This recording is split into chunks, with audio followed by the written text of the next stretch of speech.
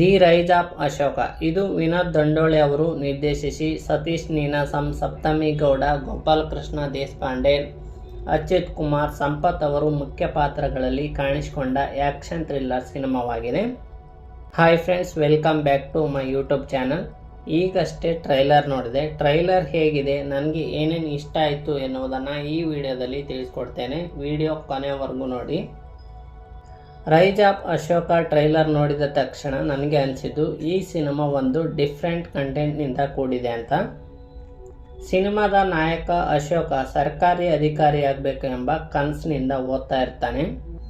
ಆದರೆ ಒಂದು ಜಾತಿಯವರು ಅದೇ ಕೆಲಸ ಮಾಡಬೇಕು ಎನ್ನುವ ಮನಸ್ಥಿತಿ ಇರುವ ಊರಿನ ಒಬ್ಬ ವ್ಯಕ್ತಿ ಅದಕ್ಕೆ ಯಾವ ರೀತಿಯಾಗಿ ಅಡ್ಡಿಯಾಗುತ್ತಾನೆ. ಅಷ್ಟಕ್ಕೂ ಅಶೋಕ ಸರ್ಕಾರಿ ಅಧಿಕಾರಿ ಆಗುತ್ತಾನ ಇಲ್ವಾ ಎನ್ನುವುದನ್ನು ಸಿನಿಮಾದಲ್ಲಿ ನೋಡಬೇಕು. ನಮ್ಮ ಅಶೋಕಂಗೊಂದು ಸರ್ಕಾರಿ ಕೆಲಸ ಕೊಡಿಸ್ಬಿಡುತ್ತಾಯಿ. ನೀನಾಸಂ ಸತೀಶ್ ಅವರು ತುಂಬ ಸಮಯ ತೆಗೆದುಕೊಂಡರೂ ಕೂಡ ಒಳ್ಳೆ ಸಿನಿಮಾದ ಜೊತೆಗೆ ಬಂದಿದ್ದಾರೆ ಅಂತ ಹೇಳ್ಬೋದು.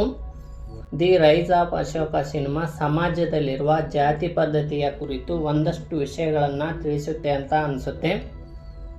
ದುನಿಯಾ ವಿಜಯ್ ಅವರ ಲ್ಯಾಂಡ್ಲಾರ್ಡ್ ಸಿನಿಮಾದ ನಂತರ ಕನ್ನಡದಲ್ಲಿ ಮತ್ತೊಂದು ಕ್ರಾಂತಿಕಾರಿ ಸಿನಿಮಾ ಬರ್ತಿದೆ. ಇಷ್ಟು ದಿನ ನೀನಾಸಂ ಸತೀಶ್ ಅವರು ಕಾಮಿಡಿ ಮತ್ತು ಲವ್ ಸ್ಟೋರಿ ಸಿನಿಮಾ ಮಾಡ್ತಾ ಇದ್ರು. ಆದರೆ ಈಗ ಅವರು ಬೇರೆ ಜಾನರ್ ಸಿನಿಮಾಗೆ ಕೈ ಹಾಕಿದ್ದಾರೆ. ದಿ ರೈಸ್ ಆಫ್ ಅಶೋಕ ಸಿನಿಮಾದಿಂದ ನೀನಾಸಂ ಸತೀಶ್ ಅವರು ಕಂಬ್ಯಾಕ್ ಆಗೋದಂತೂ ಖಂಡಿತ. ಸಿನಿಮಾದಲ್ಲಿ ಸಪ್ತಮಿ ಗೌಡ ಅವರು ಸಖತ್ತಾಗಿ ನಟಿಸಿದ್ದಾರೆ.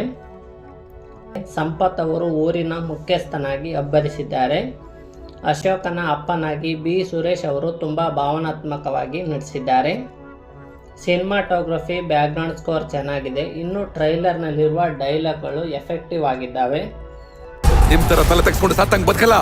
ನನ್ನ ಕಣ್ಣ ರೆಪ್ಪೆ ಮುಚ್ಚೋವರೆಗೂ ನನ್ನ ಬೆನ್ನಲ್ಲ, ನಂದೊಂದು ಕೂದಲು ಬಗ್ಗಲ್ಲ. ಸಿನಿಮಾ ಹೇಗಿದೆ ಎನ್ನುವುದನ್ನ ಕಾಯ್ದು ನೋಡೋಣ. ಸಿನಿಮಾ ಫೆಬ್ರವರಿ 27ಕ್ಕೆ ರಿಲೀಸ್ ಆಗ್ತಾ ಇದೆ. ಎಲ್ಲರೂ ಥಿಯೇಟರ್ಗೆ ಹೋಗಿ ಸಿನಿಮಾ ನೋಡಿ. ನೀವು ಈಗಾಗಲೇ ಟ್ರೈಲರ್ ನೋಡಿದ್ರೆ ಹೇಗಿದೆ ಅಂತ ಕಮೆಂಟ್ ಮಾಡಿ. ವಿಡಿಯೋ ಇಷ್ಟ ಆಗಿದ್ರೆ ಲೈಕ್ ಮಾಡಿ, ಶೇರ್ ಮಾಡಿ. ಇದೇ ರೀತಿಯ ವಿಡಿಯೋಗಾಗಿ ನನ್ನ ಚಾನಲ್ ಸಬ್ಸ್ಕ್ರೈಬ್ ಮಾಡಿ ಹಾಗೂ ಬೆಲ್ ಐಕನ್ ಕ್ಲಿಕ್ ಮಾಡಿ. ಮುಂದಿನ ವಿಡಿಯೋದಲ್ಲಿ ಸಿಗೋಣ. ನಮಸ್ಕಾರ.